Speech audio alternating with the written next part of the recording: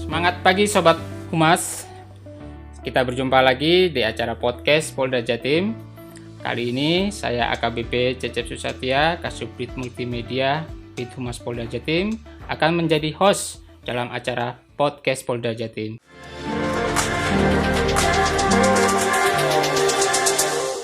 Kali ini kita akan berbincang-bincang dengan Bapak AKBP Samsul Makali. Beliau adalah Kabak Binop Ditreskobah Polda Jatim. Selamat pagi Pak Makali. Semangat pagi Pak Cecep. Apa kabarnya Bapak? Kabar baik, sehat, semangat selalu. Ya, Alhamdulillah. War on track. War on drug. Perang melawan narkoba. Semangat. Baik Bapak, informasinya belakangan ini ada kegiatan yang cukup besar yang dilakukan di Ditres Narkoba Polda Jatim, yaitu kegiatan operasi di Kampung Narkoba Bapak ya, benar ya Bapak? Betul Pak Cecep. Mungkin Bapak bisa jelaskan kegiatan tadi Pak, masalah Kampung Narkoba, apa benar memang di Surabaya ini kita masih ada Kampung Narkoba Pak? Sebelumnya mungkin kami cerita dulu prosesnya. Mm-hmm. Jadi sebetulnya kita ada Direktur Narkoba. Dilepas saja Pak, biar enak. Ya, Nah, biar wajahnya yang ganteng bisa dilihat oleh netizen ataupun Sobat Humas. terima kasih. Jadi sebetulnya kita punya gagasan kerjasama dengan BNN Provinsi Jatim. Jadi ingin membuat BNNP Pak ya? BNNP Provinsi Jatim. Kita ingin membuat posko kampung bersih narkoba. Tempatnya yaitu di Jalan Kunti, Sitotopo, Surabaya. Memang dikenal oleh masyarakat di situ sebagai tempat kampung narkoba. Mungkin nanti bisa kami ceritakan dulu.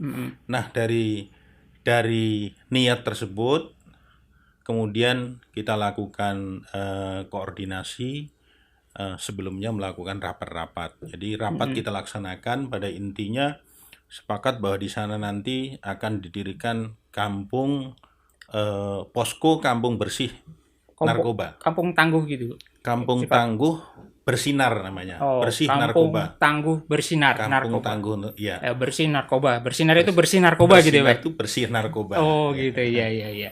Ada beberapa tahapan sebelum mendirikan posko kampung tangguh bersinar itu.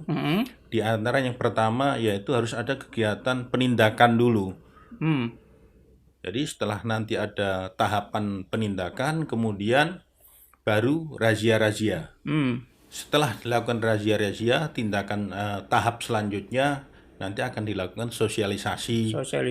Bentuknya juga ada ceramah, kemudian juga tes urin. Jadi banyak tahapannya Pak ya? Banyak, ada untuk 4 menjadikan tahapan. suatu posko kampung bersih narkoba. Nanti setelah ada tahapan, setelah nanti tahapan ketiga tadi, kemudian nanti tahap keempatnya kita akan tatap muka dengan tokoh masyarakat sekitar. Bentuknya sama juga sosialisasi, sekaligus kita ajak sinergitas bahwa kita sama-sama akan memberantas narkoba dengan jalan pencegahan, mendirikan posko kampung bersinar. Yang posisinya di Jalan Kunti. Jalan Kunti. Nah, terkait tadi pertanyaan apakah di situ memang rawan narkoba, tentu kita bicara data, Pak. Cukup ramai Pak ya? Cukup ramai. Jadi dalam satu wilayah RW itu sendiri, Kampung Kunti, rata-rata yang TKP-nya Kunti itu 1 tahun bisa 30 kasus. 30 kasus ya, dalam 1 tahun. Dalam 1 tahun. Itu belum kalau dia ketangkep di luar. Ternyata asalnya barang dari wilayah Kunti. Nah, itu yang sulit kita telusuri. Tapi kita berdasarkan data itu, jadi 3 tahun terakhir aja kita kira-kira juga ada 100-an kasus di situ. 3 tahun terakhir ini. Barang buktinya cukup besar Pak di sana Pak. Untuk barang bukti di sana ini kan pasar pengguna ya Pak. Pasar pengguna. Jadi sampai dengan saat ini barang buktinya memang belum kita dapatkan yang besar. Rata-rata 1 gram, 2 gram, mungkin paling tinggi 10 gram. Karena di situ hanya pasar kilat ya. Oh gitu. Ya, pasar kios. Orang-orang hanya sekedar datang untuk Datang, membeli. membeli menggunakan di situ, Oh, Pak. menggunakan juga Iya. sekalian di situ. Jadi ada suatu tempat nanti kami ceritakan di Oke, situ. oke. Ada satu tempat yang memang disiapkan Mhm. oleh ya anggaplah bandar lah situ. Walaupun sifatnya kecil tapi bandar. Bandar-bandar. Baik. Oke. Baik, Bapak. Kemudian untuk kegiatan operasi itu sendiri melibatkan berapa personil, Pak, dari lingkungan maksudnya dari instansi mana saja, Ya. Pak? Kalau personil dalam penindakan dan razia kemarin pada tanggal 6 Oktober Mhm. 2021, personil yang kita libatkan sekitar 450. Oh, 450 orang ya. 450, Banyak juga, Pak. betul. Dari Direktorat Narkoba sendiri ada 80 orang, kemudian dari BNN ada 46, 4 BNN provinsi karena memang kita sinergi. Kemudian dari BNK juga ada. Kemudian dari kita menggunakan pasukan inti kepolisian, Iya. Sat Brimob Polda Jatim 1 kompi. Oh, Kemudian Dalmas Polda Jatim Polrestabes. 1 kompi, Oh, Dalmas Polda Polda, Jatim 1 kompi, kemudian Dalmas Polrestabes sama, Polrestabes juga ikut. kemudian Dalmas Tanjung Perak, Hmm. itu semua kita libatkan. Kemudian Sat Narkoba Polrestabes Surabaya, Ya, Sat Narkoba Tanjung Perak. dan anggota Polsek Semampir, Oh, karena di ya. situ masuk Wilayah Kecamatan Semampir ya, Pak, Semampir. ya. Setelah kegiatan operasi ini berjalan, apa berhasil, Pak? Dapat barang-barang bukti maupun tersangka yang kita bisa diamankan. Baik, memang berhasil ini di sini memang ukurannya bukan pelaku ketangkep, ya. Oh, Pelaku gitu. Ya, sesuai konsep kita itu memang yang pertama pelaku ketangkep. Seandainya pelaku tidak ketangkep, tapi ada lain yang bisa kita hasilkan. Yang pertama razia. Razia itu tujuannya memang di samping kita juga bisa mendapatkan barang bukti, kita juga membuat shock terapi. Shock terapi Membuat untuk warga efek sana, Pak, deterren ya. bagi Warga yang melakukan tindak betul, pidana itu, Pak, ya. warga Jalan Kunti Kunti sendiri. itu, ya. Terus katanya ada kabel yang menyambung dengan alarm, Pak, ya? Ya, itu memang ada. Ternyata memang itulah bentuk ini ya, apa namanya? Sistem keamanan mereka mungkin, Pak, ya. Betul. Jadi sepertinya itu sudah memang disiapkan atau diciptakan supaya kampung itu tidak bisa polisi masuk gitu. Atau kalau polisi masuk tidak ada yang ketangkap gitu kira-kira. Jadi seperti itu. Jadi ada sistem yang mengawasi siapa saja yang datang mungkin Betul, ya. Kalau ada mencurigakan langsung pencet alarm Nah, sehingga betul. bandar-bandar langsung menghilang gitu, Bisa Pak, ya. menghilang. Dengan cepatnya. Sedangkan situasi kampung itu sendiri, waduh, Padahal gang kalau kecil itu kalau nggak salah, Pak, gang ya. sangat kecil. Jadi kalau badan kita nih pres masuk, yang gede-gede saya Pak Cecep, Pak, ini tuh masuk itu gangnya betul-betul satu badan. Benar-benar satu badan. Betul. Ya Allah.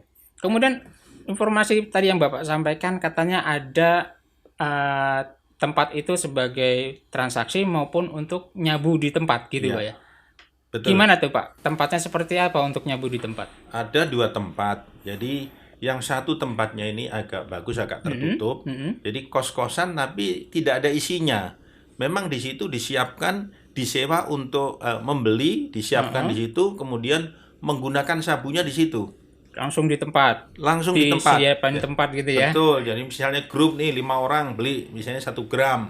Gantian dia nyabu di situ aman. Kenapa aman? Karena di depan sudah banyak yang jaga kelompok mereka ya, itu. ya, seperti yang tadi sistem keamanannya mereka security-nya, Tidak ya. sampai polisi masuk gang ini pun Sudah kalau ada sudah yang ada alarm, kita sudah ini sudah aman. Alarm sudah kedengeran dia. Oh gitu. Sudah Waduh. ini. Jadi sulit memang untuk masuk ke situ. Ini merupakan tantangan besar bagi narkoba Betul. kita ya, Pak, ya. Kemudian ada yang terbuka, tapi tempatnya itu di pinggir kali, di belakang yang Sangat orang menjorok ke dalam, sangat susah dilihat betul, gitu ya, Pak, ya. sulit orang masuk juga. Sulit pertama gangnya sangat kecil, hanya ukuran kayak 1 meter paling ya, Pak, nggak ya? sampai Pak, setengah meter. Puh. Masuknya sulit banget. Masuknya ke tempat itu. Ini seperti ini, Pak, ya. Betul. Bilik-biliknya ini ya, Pak, ya. Betul. Ini biliknya, salah satu biliknya. Ini adalah bilik tempat untuk ini. Untuk mereka nyabu, Pak. Informasinya hasil penyelidikan di situ transaksi dilakukan oleh orang situ sendiri atau ada orang luar ataupun yang nyabu ini banyakkan orang luar atau bagaimana, Pak? Kebanyakan orang luar, Pak. Orang luar. Kebanyakan Cuman orang luar. ada informasi di situ bisa beli, bisa Betul. nyabu, akhirnya banyak yang datang ke situ, Pak ya. Dan bisa bebas dilindungi. Oh. Sebetulnya pelindungnya juga mereka sendiri, Mereka Pak. sendiri preman-preman Kelompok di sana pelakunya. ya. Betul. Pelaku-pelaku sendiri di situ.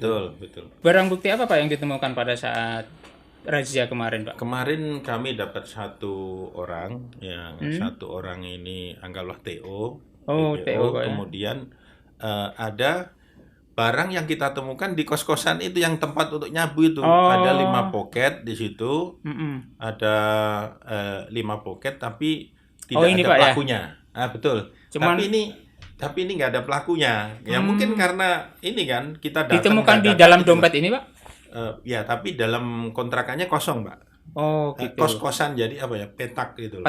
Petak aja ya. Iya, petak kos. Yang pemilik kos bilang nggak ada yang nempati gitu. Nggak ada yang nempati. Nggak ada Tapi yang nempati. barang bukti ditemukan di situ. Betul, jadi pintunya cuma ditutup gini aja.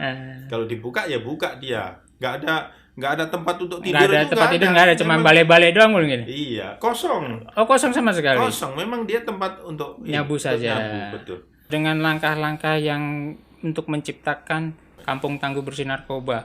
Berarti sekarang sudah mencapai tahapan razia, Pak ya. Tahap razia. Razia penegakan hukum dulu ya. Betul. Nah, selanjutnya tinggal Nanti kegiatan kita sosialisasi terkait tes dengan urin. program itu. Betul. Rencana kapan tuh, Pak, dilaksanakan kegiatan sosialisasi ini? Rencana dalam waktu dekat kita rapat lagi dengan BNN untuk menindaklanjuti tahapan berikutnya. Oh, tahapan gitu. sosialisasi. Sosialisasi. Untuk sosialisasi mungkin nanti akan melibatkan selain dari Ditras Narkoba, pihak mana lagi, Pak? Di narkoba, kemudian BNNP Binmas, ya. BNNP, BNK, Binmas, itu kita libatkan. Kemudian dari Satpol PP, kemudian Bakes Bangpol. Ada tokoh agama nggak gitu, Pak? Nanti kita libatkan, Pak. Dilibatkan. Gitu ya. Baik. Terima kasih. Mungkin ada pesan, Pak, sebelum kita akhiri podcast hari ini untuk warga Kunti khususnya ataupun masyarakat Jawa Timur secara umumnya. Sebelumnya pesan kami sampaikan bahwa beberapa kali sebetulnya petugas baik dari Direktorat Narkoba maupun dari Polres KP3 Tanjung Perak itu sudah beberapa kali itu gagal melakukan penangkapan di situ, Pak. Dengan sinergitas kita dengan BNN, nanti ke depan mungkin bisa tercipta kampung bersinar ini di Kunti. Mudah-mudahan polisinya juga tidak patah semangat, tetap mau membantu masyarakat untuk bebas dari narkoba. Betul. Dan perang dengan narkoba. Terima kasih, Bapak, atas bincang-bincangnya pada pagi hari ini. Mohon maaf bila mengganggu waktunya, dan semoga bincang-bincang ini bisa menginspirasi masyarakat yang mendengarkan, netizen yang mendengarkan, dan bisa menggugah rasa semangat untuk berperang dengan narkoba secara bersama-sama dan bersinergi dengan kita-kita semua. Baik. Terima kasih, Pak Cecep. Baik, Sobat Humas, nantikan podcast kami berikutnya dengan tema maupun cerita ataupun materi-materi yang lebih menarik. Dan jangan lupa untuk subscribe, like, dan komen.